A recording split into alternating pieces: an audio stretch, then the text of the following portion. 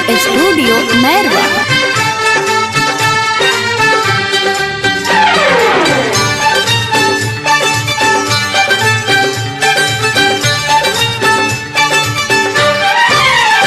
ये आसमा कैसे कठोर भइलू, ये आसमा कैसे कठोर भइलू, ये आसमा कैसे कठोर भइलू, अपना जिंदगी से हमारा के दूर कइलू। तू समझलू ना हमारा प्यार के, तू समझलू ना हमारा प्यार के, दुनिया छोड़ पर मजबूर कइलू। ये आसमा कैसे कठोर भइलू, अपना जिंदगी से हमारा के दूर कइलू।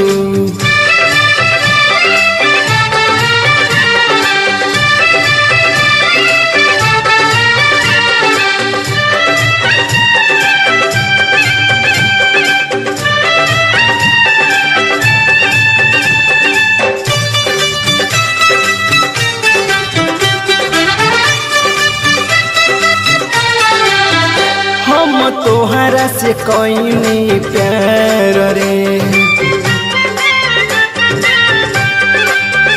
जग दुनिया से गईनी हार रे, तब तूरा दिहलू दिल हमार, तू हम रहतनी बड़ी बेकरार रे।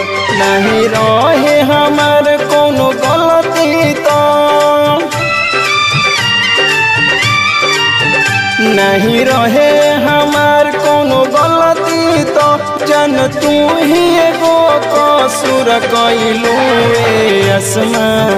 ए आसमा कैसे कठोर भइलू, अपना जिंदगी से हमारा के दूर कइलू।